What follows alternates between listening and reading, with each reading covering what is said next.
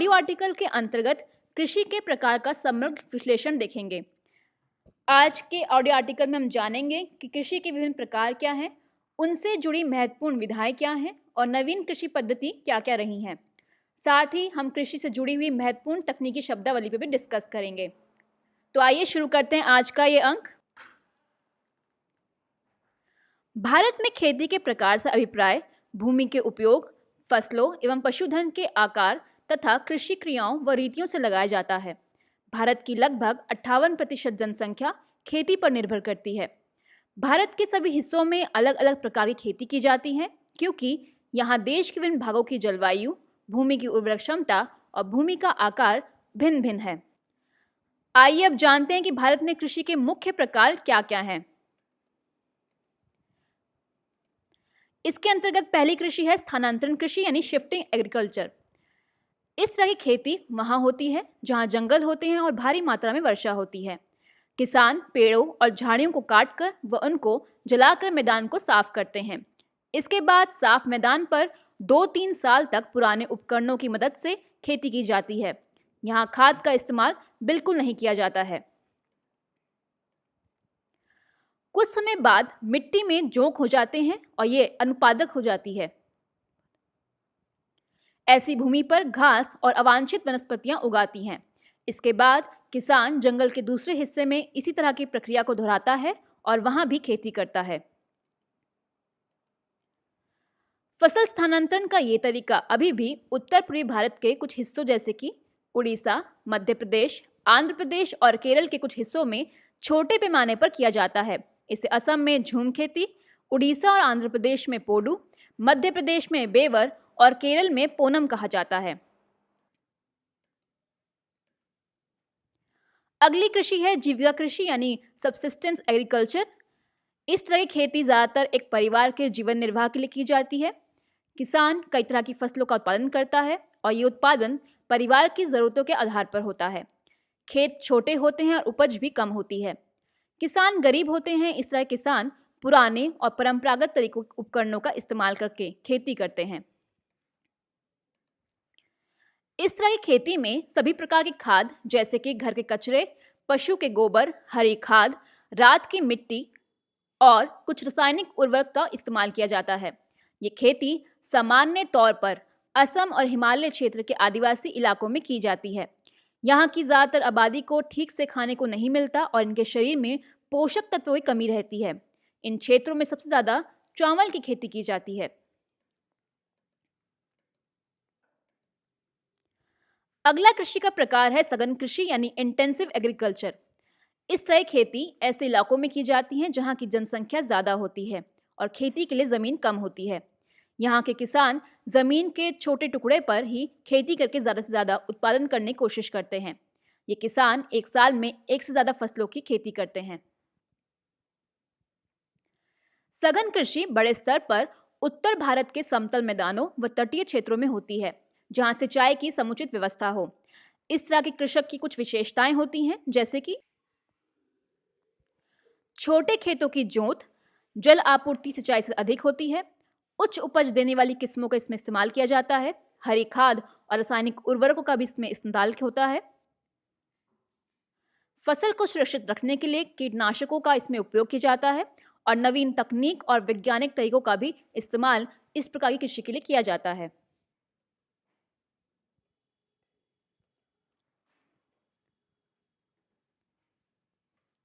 यहाँ के किसान एक या दो तरीके की व्यावसायिक खेती में निपुण होते हैं। भारत में हिमालय के तराई क्षेत्र और उत्तर पश्चिमी राज्यों में व्यापक कृषि बड़े स्तर पर होती है। इस तरह की कृषि की मुख्य विशेषताएं इस प्रकार हैं, जैसे कि बड़ी उपज की जोत और खेती के लिए मशीनों का इस्तेमाल, मिट्टी की उर्वरकता को बढ़ाने के लिए अलग से किसी खास रखरखाव की आवश्यकता नहीं होती है, कुल उत्पादन ज़्यादा होता है लेकिन उपज कम होती है, किसान बिक्री के लिए फसलों का बम्पर उत्पादन करते हैं और अधिक उत्पादन के कारण स्टोरेज फैसिलिटी की जरूरत पड़ती है। अगला कृषि का प्रकार है बागान कृषि यानी प्लांटेशन एग्रीकल्चर। इस तरह की खेती यूरोप के लोगों द्वारा ट्रॉपिकल और सब ट्रॉपिकल क्षेत्रों में की जाती है। बागान खेती बड़े कृषि क्षेत्रों में की जाती है जिनका स्वामित्व कंपनियों के पास होता है। भारत में मुख्यतः चाय, कॉफी, नारियल और रबड़ की बागान खेती की जाती है। इस तरह की खेती की कुछ विशेषताएं होती हैं, जैसे बड़ी उपज की जोत का होना, खेती के वैज्ञानिक तरीकों का इस्तेमाल करना, सस्ता और कुशल श्रमिक, साथ ही साथ उच्च प्रबंधकीय क्षमता की आवश्यकता। वार्षिक फसलें बारहमासी फसलों से कम अनुकूल होती हैं। खेती विशेष तरह की मशीनों की मदद से की जाती है और खेती का उद्देश्य ज़्यादा उपज और अच्छी क्वालिटी का रखा जाता है। पौधों को औद्योगिक इकाई की तरह प्रबंधित किया जाता है। अगली कृषि का प्रकार है व्यावसायिक खेती यानी कमर्शियल एग्रीकल्चर। इस खेती का मुख्य उद्देश्य होता है कि फसलों का उत्पादन जिनको बाजार में बेचा जा सके। ये सघन खेती भी हो सकती है और व्यापक खेती भी। उत्पादन की लागत कम रखने के लिए खेती की कई तरह की आधुनिक तकनीकों का इस्तेमाल किया जाता है। ये आमतौर पर विरल आबादी वाले क्षेत्रों में की जाती है। भारत में व्यावसायिक खेती ज़्यादा प्रचलित नहीं है क्योंकि यहाँ की भूमि पर अधिक जनसंख्या का भार है। हाल ही में कई तरह के भूमि सुधारों के कारण पंजाब, हरियाणा, गुजरात, महाराष्ट्र, उत्तर प्रदेश, पश्चिम बंगाल, असम और कुछ अन्य हिस्सों में व्यावसायिक खेती का विकास हुआ है। इस तरह की खेती में गेहूं, गन्ना, कपास, जूट और तिलहनी फसलों का उत्पादन होता है। अगली खेती है मिश्रित खेती यानी मिक्स्ड एग्रीकल्चर। इस तरह की खेती में फसलों की खेती के साथ साथ पशुओं का भी पालन किया जाता है। पशुपालन और फसलों को बदल कर लगाना इसमें महत्वपूर्ण होता है। ये घनी आबादी वाले क्षेत्रों में प्रचलित है। इस खेती में आमतौर पर पैदावार उच्च होती है। खेती के कुशल तरीके, परिवहन के त्वरित साधन और आसपास के क्षेत्रों में तैयार बाजारों से किसानों को अच्छा फायदा मिलता है। अगली कृषि का प्रकार है डेयरी फार्मिंग। औद्योगिक शहरों की जरूरतों को पूरा करने के लिए इस तरह खेती का विकास किया गया है। शहरी इलाकों में रहने वाले और काम करने वाले लोगों के लिए डेयरी उत्पादों को उपलब्ध कराने के लिए बड़े शहरों के पास दूध देने वाले पशुओं को पाला जाता है। इस तरह की खेती में भी कुछ विशेषताएं मौजूद होती हैं। अगला प्रकार है विशिष्ट खेती यानी स्पेशलाइज्ड फार्मिंग। इस प्रकार की खेती के अंतर्गत एक ही प्रकार की खेती का उत्पादन किया जाता है और किसान अपनी आय के लिए केवल इसी पर निर्भर होता है। व्यक्ति की कुल आय में इस प्रकार की खेती कम से कम 50% आय प्रदान करती है। उदाहरण के तौर पर चाय, कहवा, गन्ना और रबड़ इत्यादि खेती करना। अगला प्रकार है शुष्क खेती यानी ड्राई फार्मिंग। ऐसी भूमि में जहां वार्षिक वर्षा 20 इंच अथवा इससे कम हो, इस प्रकार की खेती वहां की जाती है। ऐसी जगहों पर बिना किसी सिंचाई साधन के उपयोगी फसलों का उत्पादन किया जाता है। शुष्क खेती के क्षेत्रों में फसल उत्पादन के लिए भूमि में वर्षा के पानी की अधिक से अधिक मात्रा को सुरक्षित रखा जाता है। अगला प्रकार है बहुप्रकारीय खेती यानी डाइवर्सिफाइड फार्मिंग। इस तरह की खेती का संबंध उन जोतों या फार्मों से है जिन पर आमदनी के स्रोत कई उद्यमों या फसलों पर निर्भर करते हैं और प्रत्येक उद्यम अथवा फसल से जोत की कुल आमदनी का 50% से कम ही भाग प्राप्त होता है। ऐसे फार्म को विविध फार्म या जनरल फार्म भी कहते हैं। अगला प्रकार है रैंचिंग खेती। इस प्रकार की खेती में भूमि की जुताई, बुआई, गुड़ाई आदि नहीं की जाती और ना ही फसलों का उत्पादन किया जाता है, बल्कि प्राकृतिक वनस्पति पर विभिन्न प्रकार के पशुओं जैसी भेड़, बकरी, गाय, ऊंट आदि को चराया जाता है। अगला कृषि का प्रकार है सीढ़ीनुमा कृषि। ये कृषि पर्वतीय भागों में की जाती है। पर्वतीय प्रदेशों में मैदानी भाग नहीं पाए जाते, जिस कारण ऐसे स्थानों पर छोटी जोत के खेत सीढ़ीनुमा प्रकार के रूप में होते हैं। सीढ़ीनुमा कृषि से मृदा अपरदन और बारिश के पानी के बहाव को रोका जा सकता है। इसका इस्तेमाल फसल की सिंचाई के रूप में होता है। अगला प्रकार है मशरूम कल्चर यानी मशरूम की कृषि। मशरूम की कृषि न सिर्फ धन कमाने का एक आकर्षक तरीका है, बल्कि ये पोषक तत्वों से भी भरपूर खाद्य पदार्थ है। मशरूम एक प्रकार के कवक हैं जो कि छोटे आकार की सफेद गेंदों के रूप में दिखाई देते हैं। इनमें एक छोटी शाखा और टोपी होती है जो कि एक छतरी के समान ऊपर को खुलती है। इनमें क्लोरोफिल नामक तत्व की कमी होती है और ये खेतों व कारखानों के अपशिष्ट पदार्थों या कार्बनिक पदार्थों व कूड़ा करकट पर उगते हैं। मानवीय उपभोग के लिए बेकार पदार्थों, कूड़ा करकट को माध्यम बनाकर खुम्पी यानी मशरूम की खेती की जाती है। इस प्रकार अपशिष्ट पदार्थों को पुनः इस्तेमाल में लाया जा सकता है। अगला प्रकार है अनुबंध कृषि यानी कॉन्ट्रैक्ट फार्मिंग। इसमें किसानों और फार्मों के बीच फसल पूर्व एक समझौते के आधार पर कृषि का उत्पादन किया जाता है। इसके तहत कई छोटे छोटे किसान मिलकर आपस में संगठन बनाते हैं और खाद्य प्रसंस्करण इकाइयों और निर्यातकों के साथ कॉन्ट्रैक्ट के अनुसार फसलों का उत्पादन करते हैं।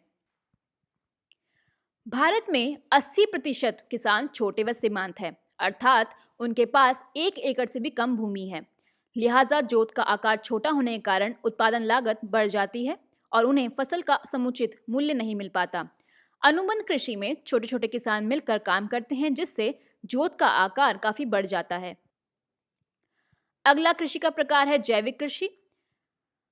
इसका अभिप्राय है कि ऐसी कृषि प्रणाली से है जिसमें रासायनिक खादों और कीटनाशक दवाओं का इस्तेमाल नहीं किया जाता, बल्कि इनके स्थान पर जैविक खाद या प्राकृतिक खादों का उपयोग किया जाता है। ये कृषि की एक पारंपरिक विधि है जिसमें भूमि की उर्वरता में सुधार होने के साथ साथ पर्यावरण प्रदूषण भी कम होता है। जैविक कृषि पद्धति को अपनाने से धारणीय कृषि, जैव विविधता संरक्षण आदि लक्ष्य को प्राप्त किया सकता है। जैविक कृषि को बढ़ावा देने के लिए किसानों को प्रशिक्षण देना महत्वपूर्ण है। आइए अब जानते हैं कि वर्तमान भारत में कृषि की नवीन पद्धतियां कौन कौन सी हैं। सबसे पहले आता है जलवायु स्मार्ट कृषि यानी क्लाइमेट स्मार्ट एग्रीकल्चर। देश में CSA यानी जलवायु स्मार्ट कृषि विकसित करने की ठोस पहल की गई है और इसके लिए राष्ट्रीय स्तर की परियोजना भी लागू की गई है।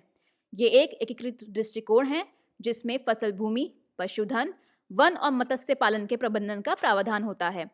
ये परियोजना खाद्य सुरक्षा और जलवायु परिवर्तन के परस्पर चुनौतियों का सामना करने के लिए बनाई गई हैं। क्लाइमेट स्मार्ट एग्रीकल्चर में 3 लक्ष्यों पर ध्यान दिया गया है। सबसे पहले उत्पादकता में वृद्धि, यानी खाद्य और पोषण सुरक्षा में सुधार के लिए खाद्यान्नों का अधिक उत्पादन और दुनिया के 75% गरीबों की आय को बढ़ाना जो ग्रामीण क्षेत्रों में रहते हैं और मुख्य रूप से जिनकी आजीविका कृषि पर निर्भर है। अगला लक्ष्य है लचीलेपन में वृद्धि, यानी सूखा, फसल कीट, बीमारी और अन्य किसी प्रकार के खतरे की चपेट में कमी लाने के साथ कम अवधि वाले मौसम में और अनिश्चित मौसम पैटर्न जैसे दीर्घकालिक खतरों के प्रति अनुकूलन क्षमता में वृद्धि करना या सुधार करना। और अंतिम लक्ष्य है कम उत्सर्जन, अर्थात उत्पादित प्रत्येक कैलोरी भोजन के लिए कम उत्सर्जन, कृषि के लिए वनों की कटाई ना करना और वातावरण से कार्बन अवशोषण के तरीकों की पहचान करना। अग्नि प्रणाली है एक्वाकल्चर प्रणाली। इस प्रणाली के तहत एक प्राकृतिक या कृत्रिम झील, ताजे पानी वाले तालाब, समुद्र में उपयुक्त तरीके और उपकरणों की आवश्यकता होती है। इस तरह की खेती में जलीय जंतुओं जैसे मछली एवं मोलस्क का विकास किया जाता है। कृत्रिम प्रजनन अथवा संग्रहण का कार्य किया जाता है।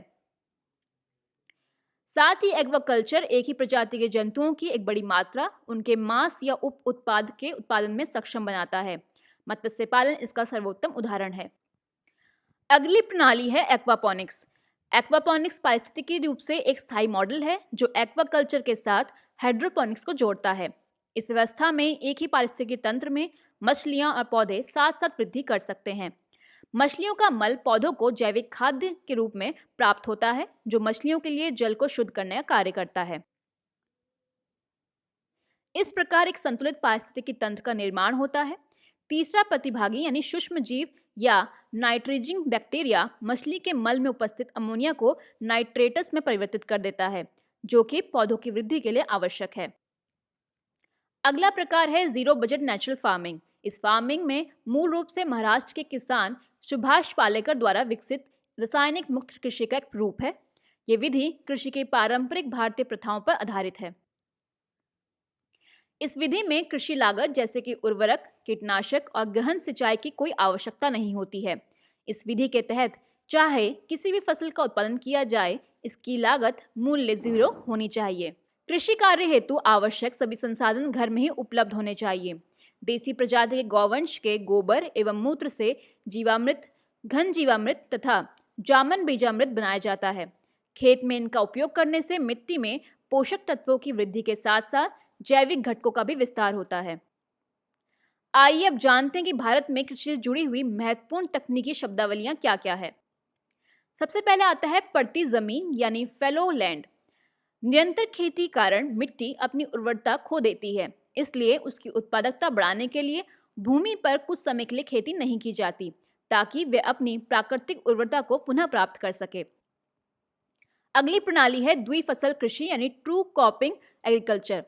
इस पद्धति में एक वर्ष में एक के बाद एक 2 फसलों की खेती की जाती है। ये उन क्षेत्रों में की जाती है जहां पर्याप्त वर्षा या सिंचाई की उचित सुविधा होती है। इस कृषि में दूसरी फसल आमतौर पर नाइट्रोजन फिक्सिंग वाले फसलों की खेती की जाती है। अगला प्रकार है बहुकृषि यानी मल्टी क्रॉपिंग एग्रीकल्चर। इस कृषि पद्धति में 3 फसलों की खेती एक वर्ष में की जाती है तथा उन क्षेत्रों में प्रचलित होती है जहां फसलों की प्रारंभिक परिपक्व किस्म और बेहतर जल प्रबंधन तकनीकों की उपलब्धता होती है। अगला प्रकार है रिले कृषि यानी फसल के पकने और काटने से पहले जब नई फसल खेती की जाती है, इसे रिले कृषि के रूप में जाना जाता है। अगली पद्धति है फसल उत्पादकता यानी क्रॉप प्रोडक्टिविटी। यह प्रति हेक्टेयर या प्रति व्यक्ति फसल के उत्पादन को संदर्भित करता है। व्यापक कृषि के क्षेत्रों में प्रति व्यक्ति उत्पादकता उच्च होती है, जबकि प्रति हेक्टेयर उत्पादकता गहन कृषि के क्षेत्रों में उच्च होती है। अगला प्रकार है कृषि दक्षता यानी एग्रीकल्चर इफिशिएंसी। वे ऐसे कृषि से संबंधित हैं जो न्यूनतम समय में अधिकतम मात्रा में कृषि उत्पादन की बात करता है, जिसे कृषि उत्पाद को किसान अपने अनुसार बेच सके। अगला प्रकार है फसल सघनता यानी क्रॉप इंटेंसिटी। भारत जैसे देशों में कृषि भूमि का विस्तार नहीं किया जा सकता, इसलिए एक वर्ष में भूमि से एक से अधिक फसल प्राप्त करना आवश्यक है। भूमि के इष्टतम इस्तेमाल के लिए फसल सघनता इसे कहा जाता है। अगली प्रणाली है फसल का चक्रीकरण यानी क्रॉप रोटेशन। इस पद्धति में भूमि की उर्वरता बनाए रखने के लिए इस तरह खेती की जाती है जिसमें एक के बाद एक ऐसी फसलों की खेती की जाती है ताकि मिट्टी की उर्वरता बरकरार रहे। दूसरे शब्दों में कहें तो एक ही खेत में विभिन्न फसलों को बारी बारी से बोना फसल चक्रण कहलाता है। आइए अब जानते हैं आज के मुद्दे से जुड़ा हुआ यूपीएससी मेंस प्रैक्टिस क्वेश्चन क्या हो सकता है। जलवायु स्मार्ट कृषि से आप क्या समझते हैं? जलवायु परिवर्तन के प्रभावों से निपटने के लिए जलवायु स्मार्ट कृषि में उपयोग की जाने वाली विभिन्न तकनीकों को उदाहरण सहित समझाइए। आइए जानते हैं आज के मुद्दे से जुड़ा हुआ ही प्रीलिम्स क्वेश्चन क्या हो सकता है। निम्नलिखित कथनों पर विचार कीजिए। कथन 1, एक्वापॉनिक्स पारिस्थितिकी रूप से एक स्थायी मॉडल है जो एक्वा कल्चर के साथ हाइड्रोपोनिक्स को जोड़ता है। कथन 2, फसल के पकने और काटने से पहले जब नई फसल खेती की जाती है तो इसे रिले कृषि के रूप में जाना जाता है। निम्नलिखित कूटों में सही का चयन करें। ऑप्शन ए केवल 1, ऑप्शन बी केवल 2, ऑप्शन सी 1 और 2 दोनों, या डी उपरोक्त में से कोई नहीं। इस प्रश्न का उत्तर आप कमेंट बॉक्स में अवश्य दीजिएगा।